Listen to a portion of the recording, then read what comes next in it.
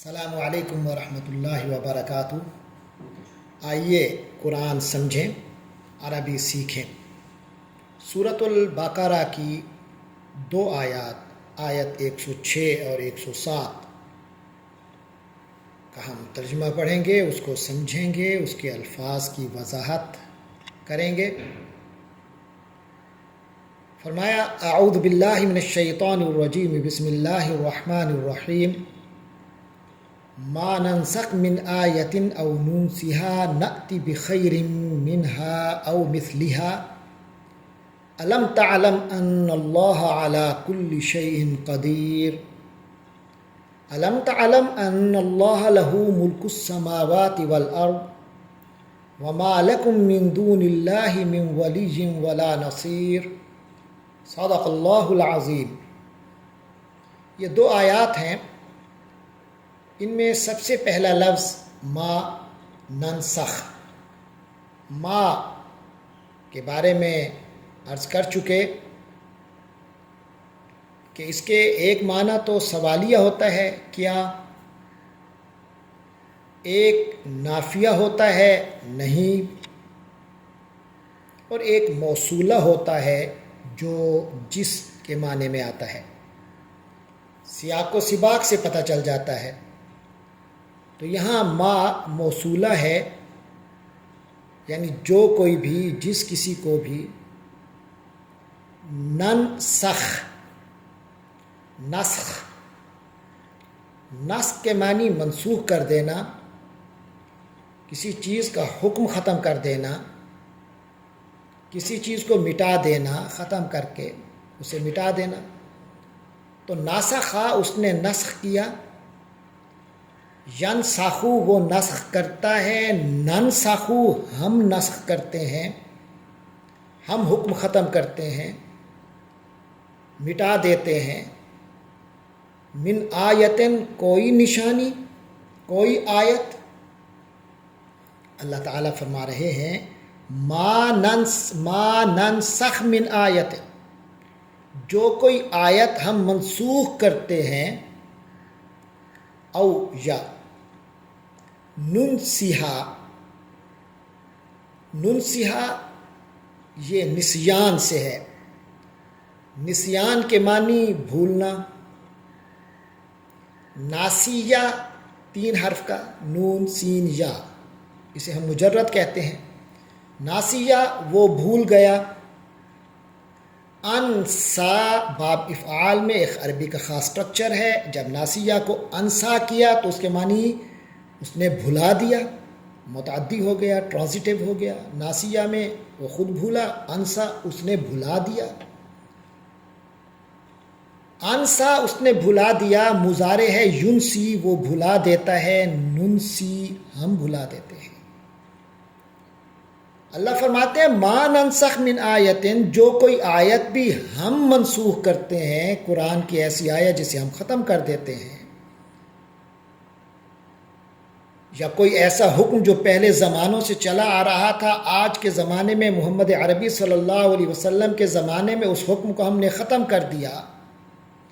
او ننسیہا، او ننسی یا ہم بھلوا دیتے ہیں، ہاں اس حکم کو، اس آیت کو، اور اس آیت کے حکم کو۔ نأتی، یہ عطا سے، یہ عطا کا لفظ تو پہلے آتا رہا ہے، عطا آیا۔ یأتی وہ آتا ہے، اور اگر یأتی اور اس کے جتنے مشتقات ہیں ان کے بعد والے اسم پر بے آ جائے، جیسے نأتی بخیر، خیر سے پہلے بے آیا ہے، تو یہ ناتی کے ساتھ صلہ اگر یہ بے کا آ جائے تو اب آیا نہیں، لایا۔ یاتی وہ آتا ہے، یاتی بے وہ لاتا ہے، ناتی بھی ہم لاتے ہیں، ناتی بخیر تو ہم خیر لے آتے ہیں، منہا اس سے بھلی، اس سے بہتر چیز لے آتے ہیں۔ یعنی جب کبھی بھی ہم کسی آیت کو منسوخ کرتے ہیں، اس کا نسخ کرتے ہیں یا اس سے بھلوا دیتے ہیں تو اس سے بہتر لے آتے ہیں بعد میں، او مثلہا یا اس جیسی لے آتے ہیں۔ یہ اللہ تعالیٰ نے اپنی سنت بیان کی۔ اصل میں اس کے پیچھے بھی یہود کی وہ سازش اور یہود کی وہ سوچ اور یہود خاص طور پہ اور عمومی طور پہ مختلف کافروں کی طرف سے ایک اشکال آیا۔ اشکال یہ تھا کہ جناب آپ کہتے ہیں یہ اللہ کی کتاب ہے، حضرت آدم، حضرت نوح اور پھر چلتے چلتے حضرت موسیٰ اور حضرت عیسیٰ کے دور میں جو حکم تھے آج وہ حکم آپ تبدیل کر رہے ہیں، ان حکموں کو کی جگہ نئے حکم آ رہے ہیں۔ اسی طرح خود قرآن میں بھی پہلے ایک حکم آیا، پھر اس حکم کو ختم کر کے دوسرا حکم لایا گیا۔ تو ان کا یہ اعتراض تھا کہ یہ تبدیلی کیوں ہے جب یہ اللہ کی کتاب ہے۔ ان کو یہ سمجھایا جا رہا ہے کہ حالات اللہ تعالیٰ کی یہ حکمت کے تقاضے کے مطابق ہے۔ حضرت موسیٰ علیہ السلام کے دور میں انسانیت کو جن حالات تھے، جن حالات سے گزر رہی تھی اس وقت اس کے مطابق، اور وہ ایک خاص قوم تک تھا معاملہ۔ اب حالات جب بدلے تو حضرت عیسیٰ علیہ السلام کے دور میں کچھ اور تبدیلیاں آئیں۔ اب جب انسانیت ارتقاء کے اس مرحلے اور پختگی پہ پہنچی ہے تو اب وہ تبدیلیاں ہیں جو قیامت تک رہیں گی۔ اب اس کو اس طرح تبدیل کیا گیا شریعت میں۔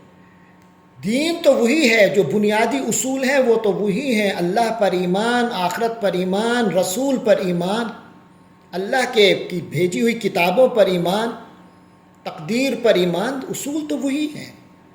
البتہ حالات کی رعایت سے شریعتوں میں تبدیلی ہو رہی ہے، احکام کچھ تبدیل ہو رہے ہیں۔ پہلے عبادت کے طریقے کچھ اور تھے، اب عبادت کا طریقہ کچھ اور ہے۔ اسی طرح پھر قرآن میں بھی ایک حکم حالات کی رعایت سے اس میں اللہ نے اپنی حکمت کے مطابق تبدیلیاں فرمائی ہیں۔ حالات کی رعایت سے یہ بڑی حکیمانہ تبدیلیاں ہیں کہ پہلے انسان اس حکم کو برداشت نہیں کر پائے گا، پہلے اس سے وہ نرم پھر آہستہ آہستہ گرم کی طرف لے آئے۔ تو یہ حکمت کا تقاضا ہے، لہٰذا فرمایا جس کسی کو بھی ہم منسوخ کرتے ہیں یا ختم کر دیتے ہیں، کسی آیت کو، کسی نشانی کو، کسی حکم کو، یا ہم اسے بھلوا دیتے ہیں، ناتی بخیر منہا، ایسا نہیں کہ کتاب محفوظ نہیں، کتاب محفوظ ہے، ہم وہ خود بھلواتے ہیں کہ اس کی جگہ بہتر چیز آئے گی، اور مثلیہ یا کم از کم اس جیسی آئے گی۔ علم تعلم، تو یہ اللہ کی حکمت ہے، تو کیا تمہیں پتہ نہیں ان اللہ علی کل شیء قدیر، کہ اللہ تعالیٰ تو ہر چیز پر مکمل قدرت رکھنے والا ہے، جو چاہے کرے۔ یہ ان اللہ علی کل شیء قدیر تمام الفاظ گزر چکے ہیں، البتہ علم تعلم میں علم تو گزر چکا ہے، کیا نہیں، تعلم اس کے بھی مشتقات گزر چکے ہیں، ایگزیکٹ یہ لفظ شاید نہیں آیا۔ عالمہ اس نے جانا، یعلم وہ جانتا ہے، تعلم تو جانتا ہے، لم تعلم تو نے نہیں جانا، علم تعلم کیا تو نے نہیں جانا، ان اللہ علی کل شیء قدیر، کہ اللہ تعالی ہی ہر چیز پر مکمل قدرت رکھنے والا ہے۔ یعنی یہ اعتراضات تو وہ کرے جسے اللہ کی قدرت پہ شک ہو، جبکہ یہ یقینی امر ہے۔ پھر اس کے بعد دوسری آیت آتی ہے، الم تعلم ان اللہ لہ ملک السماوات والارض، یہ سارے الفاظ پہلے گزر چکے۔ الم تعلم کیا تمہیں پتہ نہیں، ان اللہ لہ ملک السماوات، کہ وہی اللہ ہے جس کی ملکیت میں ہے، سلطنت ہے، جس کی سلطنت آسمانوں اور زمین سب پر ہے۔ وما لکم من دون اللہ، اور یہ بھی کیا تمہیں علم نہیں کہ ما لکم نہیں ہے تم لوگوں کا کوئی، اے مسلمانوں تمہارا بھی، اور یہودی اور نصارہ اور بنو اسرائیل اور کفار تمہارا بھی، من دون اللہ، اللہ کے علاوہ، من ولیجن کوئی حمایتی، کوئی کارساز، ولا نصیر، اور نہ کوئی مددگار، یعنی اللہ کے علاوہ کوئی بھی کسی کا صحیح معنی میں نہ مددگار ہو سکتا ہے نہ حمایتی ہو سکتا ہے۔ جسے اپنی حمایت چاہیے اور مدد چاہیے وہ اللہ ہی کی جناب میں رجوع کرے۔ یہ ہے ان دو آیات کے الفاظ کا مفہوم اور ساتھ ہی ان کی وضاحت۔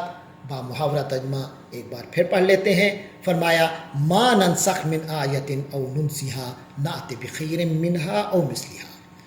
اصول یہ ہے کہ اللہ تبارک و تعالی جب بھی اپنی کسی آیت یا حکم کو منسوخ فرماتے ہیں یا اسے بھلوا دیتے ہیں تو پھر اس سے بہتر یا کم از کم اس جیسا حکم یا آیت لے کر آتے ہیں، انسانیت کے لیے اسے قائم رکھتے ہیں۔ الم تعلم ان اللہ علی کل شیء قدیر، تو سننے والے کیا تمہیں نہیں معلوم کہ اللہ ہر چیز پر قدرت رکھنے والا ہے؟